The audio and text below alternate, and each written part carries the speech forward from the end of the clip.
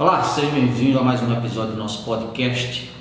E hoje nós vamos falar sobre o programa de integridade e o programa de compliance, o que tem a ver uma coisa com a outra, qual a relação do programa de integridade com o programa de compliance.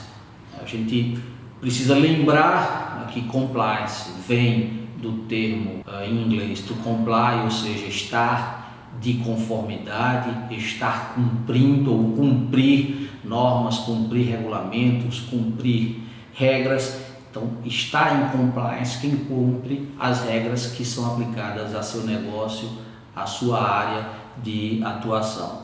E dessa maneira a gente fala em vários tipos de compliance. A gente fala em compliance de consumo, compliance ambiental, compliance tributário, compliance de trabalho, direito do trabalho, compliance anticorrupção.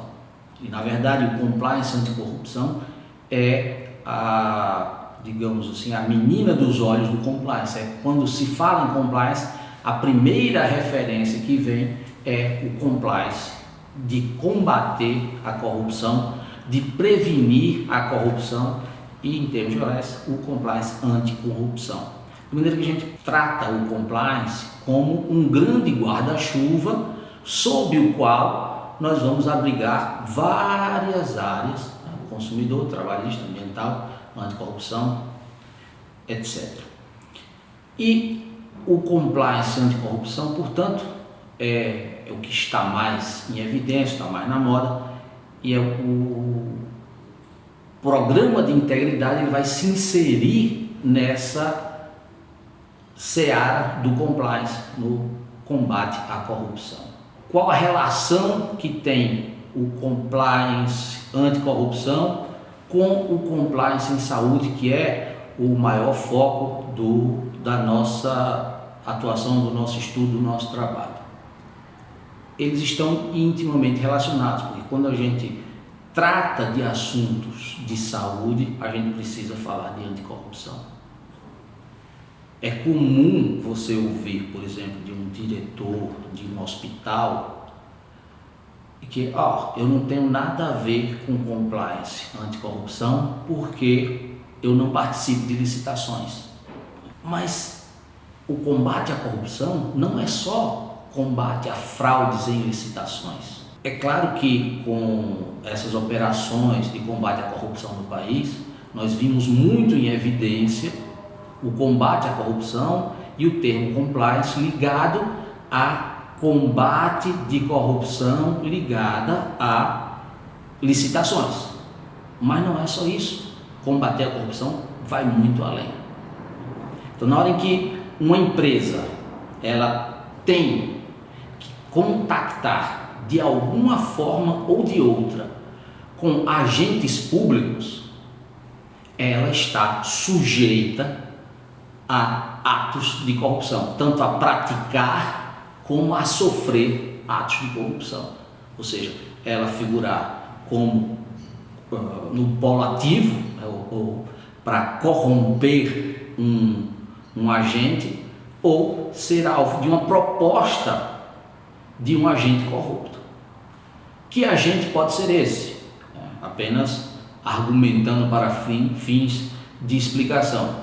Pode ser um fiscal da vigilância sanitária, pode ser um fiscal do Corpo de Bombeiros, um agente do Corpo de Bombeiros que vai tratar da questão de combate a incêndios, prevenção e combate a incêndios do hospital, pode ser um agente de um órgão sanitário, de um órgão ambiental que vai tratar dos resíduos sólidos do hospital, pode ser um fiscal de qualquer órgão público ao qual esteja submetido aquele hospital, ou aquela clínica, ou aquele médico, ou aquele profissional.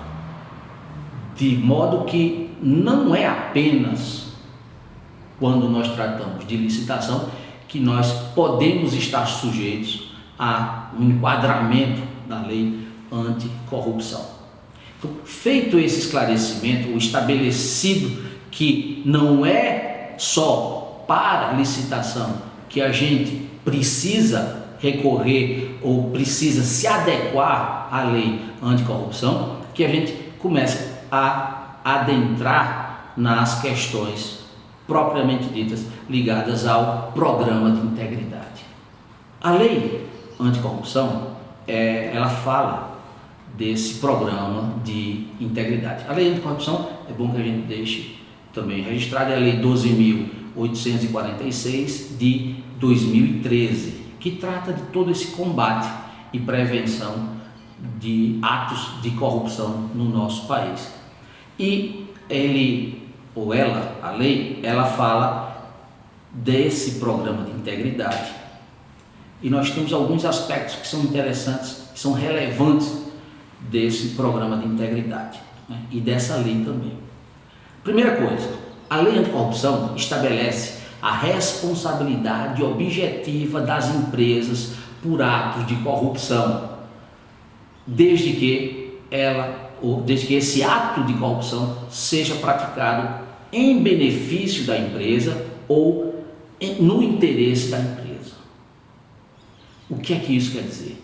É que mesmo que não haja a participação de um diretor, de um presidente da empresa, se o ato de corrupção praticado por um dos seus prepostos, ou seja, por um de seus agentes, um de seus empregados, um de seus colaboradores, de alguma forma beneficiar a empresa ou for praticado para servir a algum interesse dessa empresa, ela é responsável.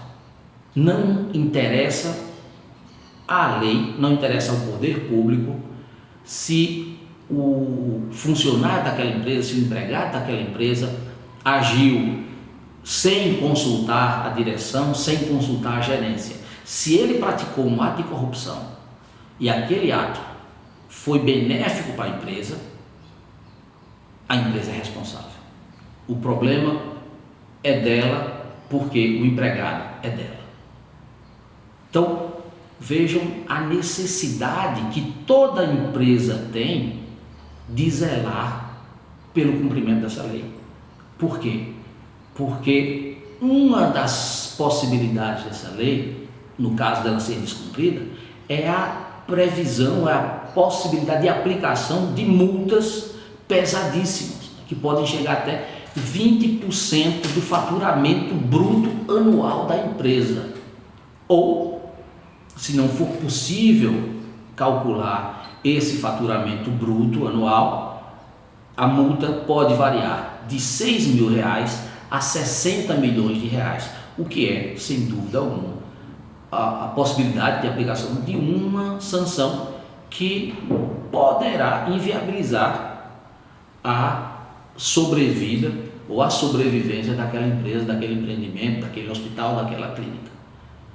De maneira que a todos os empresários, sejam eles da área de saúde, da construção civil, da área de educação, do que for, interessa sim conhecer e cumprir todos os requisitos da lei anticorrupção. Uma outra novidade que a lei traz é o também famoso, por questões de noticiário nacional, do acordo de leniência. O acordo de leniência, ele segue a mesma ideia das também famosas delações premiadas e implica, ou a celebração desse acordo de leniência implica na redução das possíveis multas que venham a recair sobre a empresa.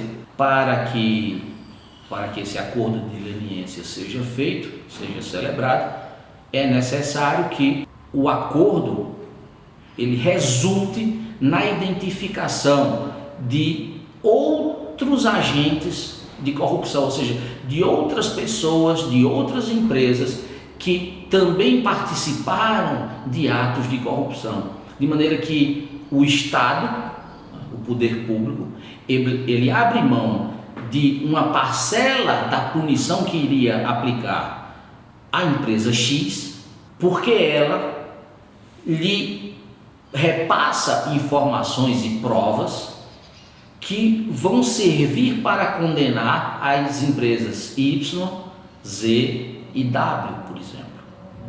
e também, em decorrência desse acordo de leniência, pessoas que participaram do esquema de corrupção também serão reveladas e poderão ser atingidas pelo Estado, pelo poder público, na cobrança das responsabilidades que essas pessoas venham a ter naqueles atos de corrupção. Então, o acordo de leniência ele passa pela possibilidade de se obterem documentos e informações relevantes para punir outras pessoas.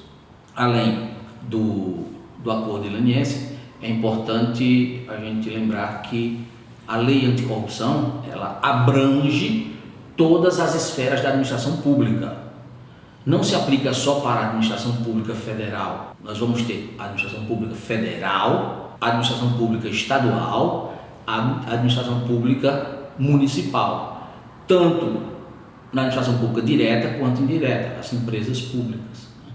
Então, todos os órgãos públicos, estaduais, federais e municipais, eles estão sob a proteção dessa lei de combate à corrupção.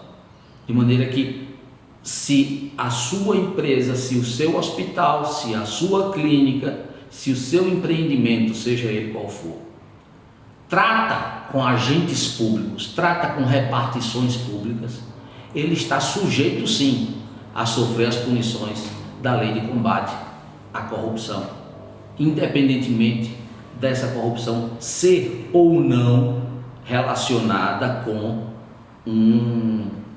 uma licitação. A licitação é apenas um dos aspectos do combate à corrupção. É importante lembrar também que a lei anticorrupção ela é transfronteiriça, ou seja, ela não se aplica só dentro do Brasil, ela também se aplica às empresas brasileiras que atuem no exterior. Então, se elas têm contratos com outros países ou em outros países, ela precisa também se ater às normas de combate à corrupção, mesmo que o país no qual ela esteja atuando não possua lei semelhante de combate à corrupção. Mas mesmo assim, por uma questão de integridade, a empresa precisa cumprir as normas de combate e prevenção aos atos de corrupção. A relevância da aplicação da lei ela é muito alta. É muito importante que as empresas se adequem a essa lei, porque as sanções são graves. Como a gente já mencionou, elas podem até tirar a empresa do mercado. Então, quais são as possibilidades na hora de se aplicar essa lei? O artigo 7º da lei anticorrupção traz uma questão que é bastante interessante e diz respeito aos programas de integridade. Ele diz o seguinte, que na hora de se aplicar a sanção ou de se estabelecer qual a sanção que será aplicada à empresa, o poder público levará em consideração a existência de mecanismos e procedimentos internos de integridade, auditoria e incentivo à denúncia de irregularidades e à aplicação efetiva de códigos de ética e de conduta no âmbito da pessoa jurídica. Ou seja, se a empresa tem um programa de integridade em pleno funcionamento, que seja realmente efetivo, mesmo que ele não tenha conseguido evitar que aquele ato de corrupção investigado e constatado fosse praticado, o fato de existir esse programa de integridade efetivo, ele vai ajudar a empresa na hora de se estabelecer o valor da multa que ela terá que pagar. Ou seja, ela terá uma redução no valor da multa em razão de possuir esse programa de integridade funcionando. Mas é importante que a gente veja que não é todo programa de integridade que vai servir para reduzir a aplicação da multa. o decreto que regulamenta a lei anticorrupção, que é o decreto 8.420 de 2015, ele veio 2 anos depois da lei, estabelece 16 tópicos que devem ser analisados dentro do programa de integridade da empresa para que este programa seja considerado mais ou menos efetivo e para que, portanto, essa efetividade sirva para uma maior ou menor redução da multa que será aplicada àquela empresa, àquele hospital, àquela clínica. Vamos analisar cada um desses 16 tópicos. O primeiro, o decreto considera comprometimento da alta direção da pessoa jurídica, incluídos os conselhos, evidenciado pelo apoio visível e inequívoco ao programa. Ou seja, o programa ele precisa da direção. A lei anticorrupção ela parte do princípio de que sem o comprometimento da alta direção da empresa, o programa não funciona a contento. Então é preciso que a empresa comprove que a alta direção dela está comprometida com a efetividade do programa, que ela zela pelo seu cumprimento, porque o programa ele não pode ser meramente figurativo, ele tem que ter a efetiva participação, colaboração e incentivo da alta direção.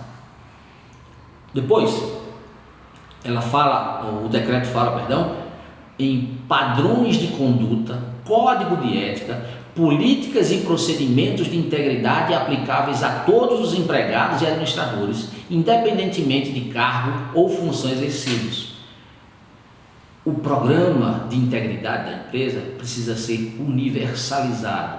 Ele não pode ser aplicável apenas à área de compras da empresa, à área de licitação se tiver, à área financeira se tiver, aos empregados dos escalões inferiores. Não. Todos esses padrões de conduta, de ética, de comportamento, de políticas, de procedimentos de integridade, eles têm que ser universalizados dentro da empresa. Todo mundo tem que conhecê-los, todo mundo tem que cumpri-los. Se não for assim, o programa de integridade não é considerado efetivo e poderá não servir para a redução das penalidades aplicáveis àquela empresa. Uma outra questão é que esses padrões de conduta, o código de ética, essas políticas de integridade devem ser estendidas, quando necessário, a terceiros, tais como fornecedores, prestadores de serviço, agentes intermediários e associados. Aqui a gente fala em um outro grau de universalização do programa de integridade. Num primeiro aspecto, esse programa de integridade tem que atingir a todos dentro da empresa. Internamente, todo mundo tem que cumprir esses padrões éticos, esses padrões de integridade. No entanto, a lei vai um pouco mais além. Todos que se relacionarem com a empresa, ou seja, todas as outras empresas, todos os outros parceiros comerciais dessa empresa têm que cumprir os padrões de conduta que ela estabelecer, justamente para que se evite que empresas terceirizadas pratiquem atos de corrupção que eventualmente venham beneficiar aquela empresa X ou que venham a afetar a integridade ou a fama, a boa fama que aquela empresa possui. Hoje é muito comum, né, os hospitais eles terceirizarem vários dos seus serviços. O serviço de alimentação, o serviço de limpeza, o serviço de esterilização, o serviço de lavanderia. Alguns terceirizam também exames laboratoriais, exames de imagem. Todos são praticados dentro do hospital, todos esses serviços são oferecidos dentro do hospital, mas por empresas terceirizadas. Aí entra a lei anticorrupção. Todos esses terceirizados, sejam pessoas físicas ou pessoas jurídicas, todos eles devem total cumprimento aos padrões de conduta, aos códigos de ética, às políticas de integridade daquela empresa. Por quê? Porque para o poder público é tudo uma coisa só. Estão todos sob um mesmo sistema e todos eles devem cumprimento a esse sistema. Não adianta o seu hospital, a sua clínica, ter elevados padrões de conduta, ter um código de ética bastante restritivo, se a empresa, por exemplo, de lavanderia, a empresa de alimentação que seu hospital contrata, ela não segue esses mesmos padrões ou não segue padrão algum de conduta ética, de conduta anticorrupção. Se algum ato de corrupção for flagrado nessa empresa que venha beneficiar a sua empresa, você também será punido. Daí a necessidade de cuidados redobrados na hora de se contratar essas empresas terceirizadas para se exigir delas o mesmo padrão de conduta que a sua empresa adotou. Uma outra questão diz respeito ao treinamento periódico sobre o programa de integridade. Não basta você instalar um programa de integridade, você estabelecer um programa de integridade e dizer, olha, nossa empresa tem um programa de integridade, nós estamos em plena adequação à lei anticorrupção, porque isso não é verdade. O programa de integridade, ele precisa estar na ordem do dia da empresa e dos seus colaboradores, tanto os diretos quanto os terceirizados. Eu não posso hoje declarar instalado o meu programa de integridade e não capacitar e não treinar os meus colaboradores, os meus parceiros quanto a esse programa, quanto ao cumprimento desse programa. Primeira coisa, dar treinamento sobre o programa que eu quero instalar, o que eu instalei. Depois, eu preciso recapacitar, retreinar constantemente ou periodicamente esses colaboradores. Dependendo do setor da minha empresa, do meu hospital, da minha clínica, esses treinamentos, essas capacitações, elas podem ser em menor tempo ou em maior tempo. O ideal é que jamais a gente passe de um ano para a reciclagem, para fazer as reciclagens sobre compliance e anticorrupção e outras áreas de compliance com os nossos colaboradores. Então, manter uma periodicidade desses treinamentos também é importante para que o seu programa de integridade seja considerado um programa efetivo e sirva para a redução das sanções que o poder público deseja aplicar por algum ato, eventualmente, encontrado de corrupção. Uma outra questão que precisa ser levada em consideração para se declarar efetivo o programa de integridade diz respeito à análise periódica dos riscos para realizar adaptações necessárias no programa de integridade. Uma das questões que deve se levar em conta para a implantação de um programa de integridade é o chamado apetite ao risco. Quais são os riscos aos quais o meu empreendimento, o meu hospital, a minha clínica está sujeito? Então, é feita essa análise, tem os riscos A, B, C, D e E, por exemplo. O risco A, qual a probabilidade dele ocorrer? De 0 a 10. E se estabelece qual a pontuação dele. Quanto custa evitar esse risco? Se estabelece o valor. E aí, qual o nosso apetite a esse risco A? Nós vamos gastar ou empregar o dinheiro, os recursos necessários para evitar que esse risco ocorra ou para neutralizá-lo totalmente ou neutralizá-lo parcialmente? Sim ou não? Sim, vamos, muito bem. Nosso apetite a esse tipo de risco é muito baixo, então nós precisamos sanar esse risco. Agora, tem outro risco, o risco B, por exemplo, que é muito remota a possibilidade daquele problema acontecer e é muito caro evitar que ele aconteça. Então, meu apetite para ele é maior, ou seja, eu estou mais disposto a correr esse risco, porque ele tanto é muito improvável que aconteça, como é muito caro eu evitar que ele aconteça. Então, colocando na balança, é melhor me arriscar. Então, essa análise dos riscos, ou a análise do apetite a cada um dos riscos, ela precisa ser feita periodicamente, porque o cenário de hoje daquele hospital, daquela clínica, pode não ser o cenário de amanhã. Por exemplo, hoje eu não faço determinadas cirurgias no meu hospital.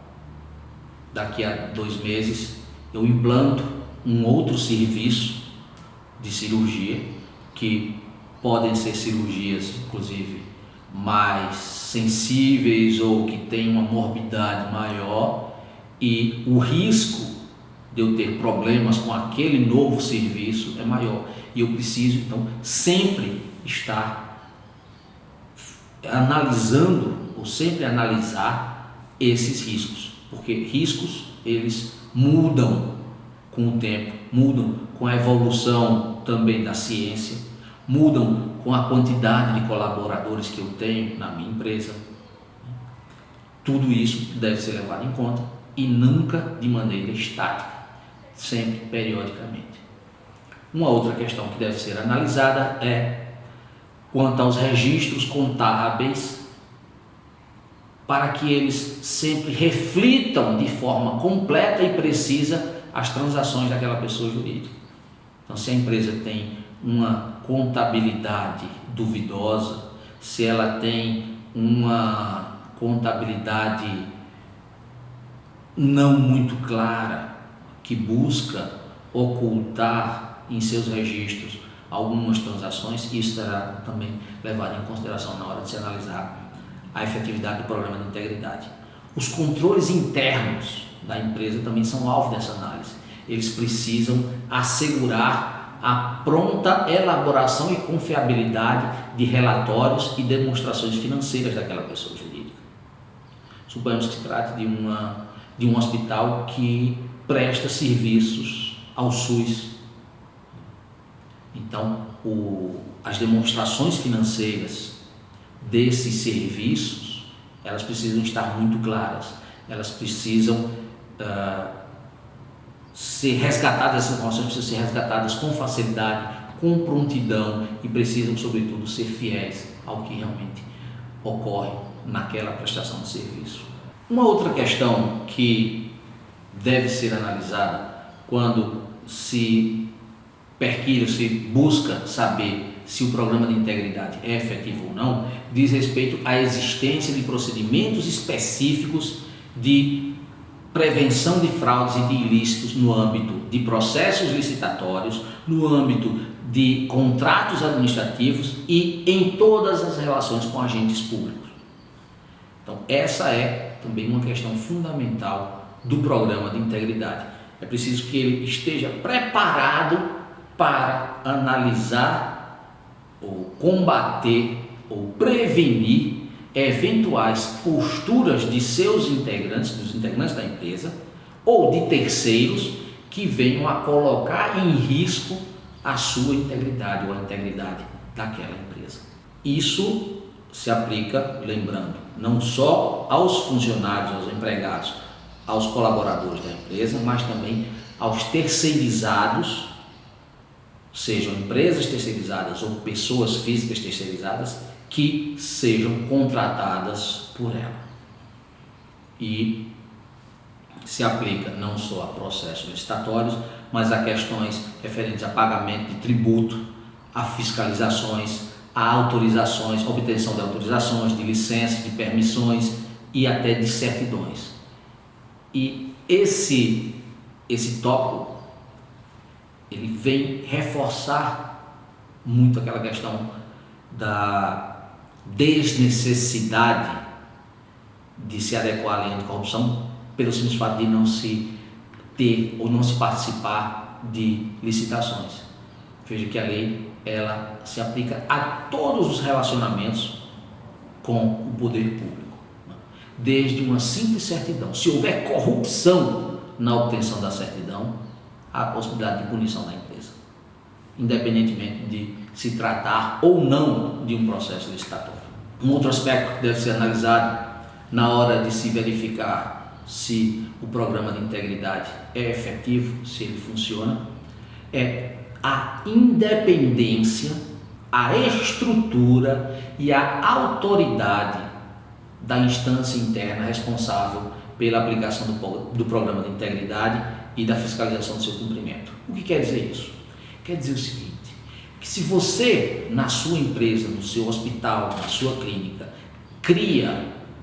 instala uma estrutura de prevenção e combate à corrupção, se você contrata um compliance officer, uma pessoa que vai se encarregar de informar, exigir o cumprimento do compliance, de todas as normas, essa pessoa precisa ter independência para agir, ela precisa ter uma estrutura para trabalhar, ela precisa ter uma autoridade a ser exercida sobre os funcionários da empresa.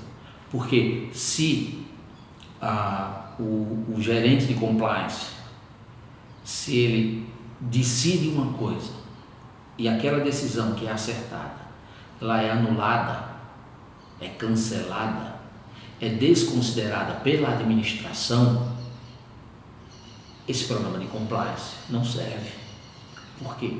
Porque o agente de compliance, o compliance officer, ele existe para incomodar, no sentido de incomodar para que as normas sejam cumpridas e incomodar ainda mais quando ele constatar que as normas não estão sendo cumpridas.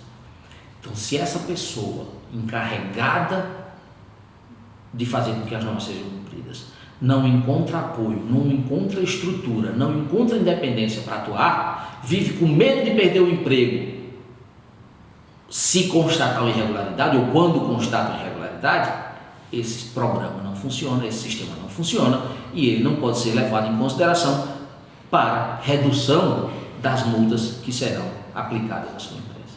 Também é preciso que existam na empresa canais de denúncia de irregularidades abertos e amplamente divulgados a funcionários e terceiros e mecanismos destinados à proteção dos denunciantes de boa-fé. Então aqui a gente está falando, em outras palavras, de uma ouvidoria ou um sistema semelhante que exista para captar as denúncias internas e externas, ou seja, um funcionário da sua empresa, ele sabe, ele toma conhecimento, ele descobre que o chefe dele está praticando um ato de corrupção. Ele precisa ter dentro da empresa um mecanismo confiável ao qual ele possa recorrer para dizer, olha, está acontecendo isso, isso e isso no meu setor. É um caso que eu acredito que seja um caso de corrupção e a empresa precisa saber. E mais, esse mecanismo de denúncia, ele precisa também ter a possibilidade de preservação da identidade do denunciante. Seja ele um funcionário, seja ele alguém externo, um paciente, por exemplo. O paciente descobre que o médico recebe do médico a proposta de reutilização de determinado produto que seria de uso único e o médico diz, eu posso reduzir o valor da sua cirurgia se a gente reutilizar determinada coisa e vai sair tantos por cento mais barato e você vai receber esse desconto e o paciente desconfia dessa conduta, dessa proposta do médico, ou o médico diz, eu vou ter que lhe cobrar X reais por fora porque não dá para fazer pelo preço do plano de saúde, do SUS, e o senhor vai ter que pagar determinada quantia. Esse paciente ele precisa ter um mecanismo confiável ao qual ele possa recorrer para denunciar essa proposta que ele recebeu no mérito. Um outro aspecto é a existência de medidas disciplinares em caso de violação do programa de integridade. O programa de integridade, ele não pode ser apenas um programa de papel, que é cumprido por quem quer, descumprido por quem não quer cumpri-lo, e aqueles que o descumprem não sofrem qualquer sanção. É preciso sim que existam essas sanções previstas e que elas sejam aplicadas quando houver a violação ao programa. Sem essa possibilidade de aplicação das medidas disciplinares, o programa também é considerado inócuo ou inexistente. Também, na análise da qualidade e efetividade do programa de compliance, do programa de integridade, é preciso que existam também procedimentos que assegurem a pronta interrupção de irregularidades ou infrações detectadas e a tempestiva remediação dos danos gerados. Aqui a gente fala de uma tropa de choque que atue de imediato quando for detectada a ação de corrupção e haja para reduzir os danos decorrentes daquela ação. Que preveja o afastamento imediato dos funcionários que estejam praticando a corrupção, que promova a correção dos rumos daquela empresa para que também haja a consideração de íntegro daquele programa, de íntegro efetivo daquele programa. Diligências apropriadas para a contratação e, conforme o caso, a supervisão de terceiros, tais como fornecedores, prestadores de serviço, agentes intermediários e associados. Aqui a gente fala da chamada due diligence ou diligência de terceiros. Não basta que a sua empresa seja íntegra, não basta que os diretores do hospital sejam íntegros, que os donos do hospital sejam íntegros. É preciso que esse hospital, é preciso que essa clínica, ela analise ou diligencie para saber se as pessoas que ela está contratando são também íntegras, as pessoas físicas e as pessoas jurídicas. Eu vou contratar uma construtora para fazer a reforma da minha estrutura física, do meu hospital. Eu tenho que diligenciar para saber se aquela construtora já foi investigada, já foi condenada por atos de corrupção. Se, por exemplo, ela subornou algum agente público para conseguir a licença de uma obra, é possível que ela venha a subornar novamente um agente público para o licenciamento da obra que ela vai desenvolver na minha empresa. E se isso ocorrer, como a minha empresa será beneficiária daquele ato de corrupção, eu também, ou a minha empresa também, responderá por aquele ato de corrupção. Eu preciso saber se aquele diretor financeiro, por exemplo, que eu estou contratando, já sofreu alguma punição por corrupção. Porque se ele já sofreu, eu também estou correndo o risco de sofrer junto com ele uma punição similar. Veja que não é necessário que você consiga neutralizar todas as possibilidades de contratar alguém que tenha tido algum problema de corrupção ou de um crime qualquer. Mas é necessário que você tenha sim a prática das diligências apropriadas para cada tipo de contratação. Eventualmente, aquela diligência não será suficiente para captar, para encontrar determinadas irregularidades, mas ela precisa ser feita. E você precisa comprovar que fez aquela diligência e que tem um mecanismo apropriado para fazer esse tipo de diligência.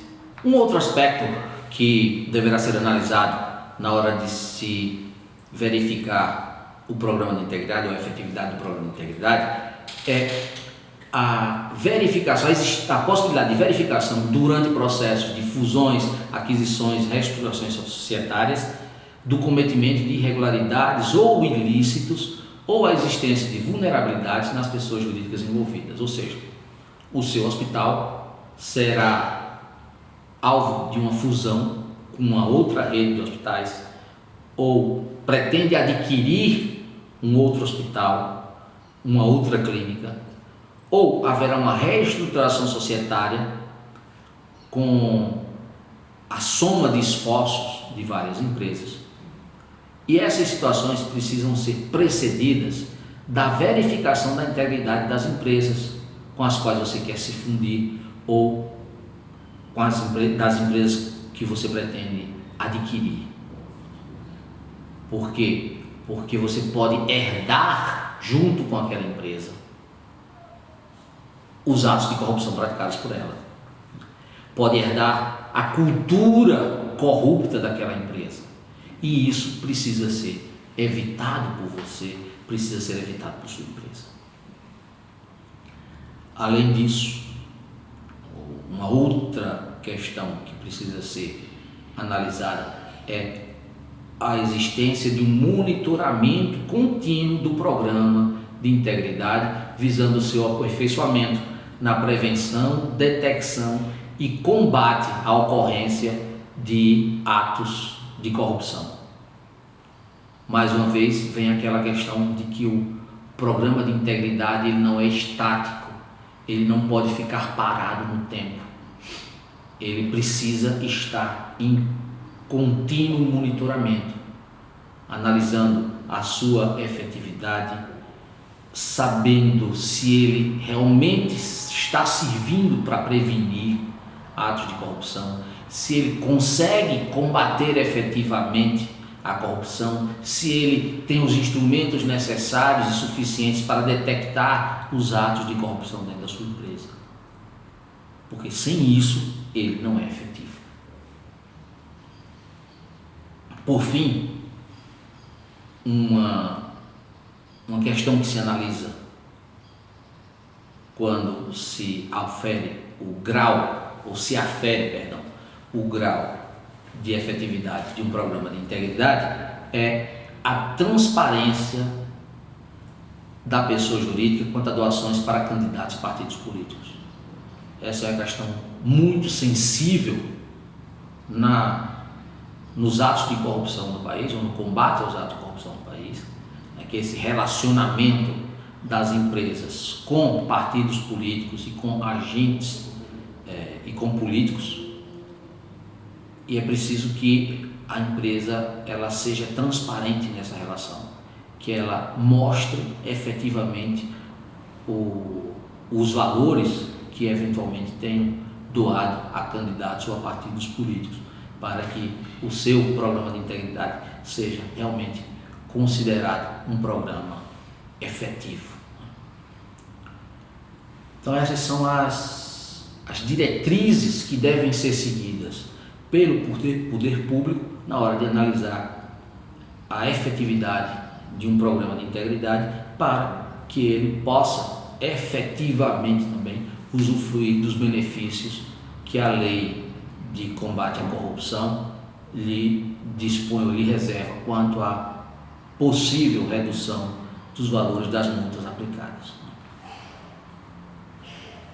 Uma outra questão que deve ser levada em consideração é o porte da empresa. O que é aplicável a uma grande rede de hospitais, o que é aplicável a um hospital de grande porte, não é a mesma coisa que se aplica a uma clínica, por exemplo. As exigências são diferentes, os graus de aperfeiçoamento do combate à corrupção também são distintos, o grau de capacitação é diferente,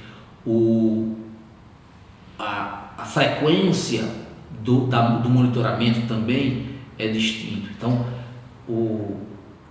a possibilidade de lesão de uma empresa grande é maior do que a possibilidade de lesão de uma empresa pequena, Isso é considerado também na aplicação de um programa de integridade. Quanto maior a empresa, mais se exige dela quanto à adequação aos programas de integridade. O perfil da empresa também é levado em consideração. Tem empresas que têm um relacionamento muito maior, muito mais frequente com o poder público, e essas empresas precisam de uma efetividade muito maior do seu programa de integridade. E outras empresas que têm relacionamentos menos frequentes, mais esporádicos, elas precisam ter um programa de integridade mais enxuto que se adequa àquela quantidade, aquele volume de relacionamento que ela tem com o poder público. A existência de um programa de integridade meramente formal, que se apresente como ineficaz para prevenir, para detectar e para combater atos de integridade, ele não será considerado para efeito de redução de pena, porventura seja aplicada por descumprimento da lei de corrupção. Esses programas de fachada, programas, se me permitem, para inglês ver, eles são totalmente desconsiderados na hora de se analisar a aplicação ou o valor da multa que será imposta ao poder público. Então, considerando a realidade de cada pessoa jurídica, é que nós teremos a aplicação da multa que lhe é devida. Resumindo tudo que a gente falou até agora. Primeiro ponto, não é porque a empresa não participa de licitações que ela não deve se adequar à lei de corrupção. Nós vimos que desde a emissão de uma certidão, uma licença, um alvará, uma autorização qualquer, ela se relaciona com o poder público, ela se relaciona com os agentes públicos que a fiscalizam, por exemplo.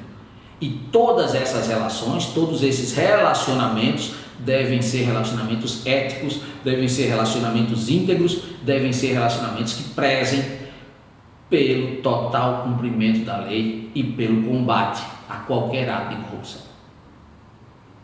Depois, ela pode, a prática da corrupção ela pode se manifestar das mais diversas formas ou nos mais diversos aspectos. Pode ser uma corrupção praticada diretamente pelo dono da empresa, pelo presidente da empresa, por um diretor da empresa, mas pode ser também um ato de corrupção praticado por um funcionário, por um empregado, por um médico, por um enfermeiro, por um servidor administrativo, por algum agente do serviço administrativo que receba, por exemplo, um fiscal dentro da empresa. E todos esses atos serão de sua responsabilidade ou de responsabilidade da empresa.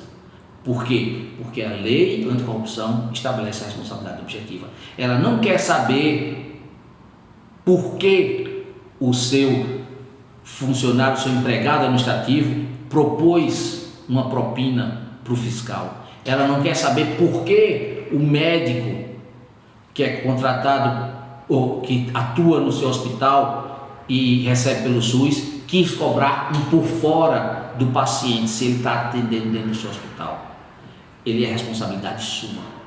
E essa corrupção ela vai cair também nas suas costas. Nós também devemos lembrar que a multa, o valor da multa por um ato de corrupção pode representar a falência da sua empresa. Nós vimos que ela pode ir de R$6.000 a 60 milhões de reais. Que ela pode chegar a 20% do faturamento bruto anual da sua empresa. E isso pode ser a diferença entre a vida e a morte da sua empresa. Nós temos que lembrar que a existência de um programa de integridade efetivo pode lhe livrar de uma parcela boa, de uma parcela grande da multa que lhe será imposta. Mas eu falei, e a lei fala, um programa de integridade efetivo. programa de faz de conta, programa só no papel, ele não vai reduzir em nada a punição que porventura venha a ser aplicada à sua empresa. Então, com essas considerações, a gente pretende que você se conscientize da importância de ter dentro da sua empresa, dentro do seu hospital, dentro da sua clínica, dentro do programa de compliance macro da sua empresa, um programa de integridade, porque ele com certeza vai lhe prevenir de muitos aborrecimentos e, quem sabe, de uma multa que eventualmente pode chegar a acabar, a encerrar com a sua empresa.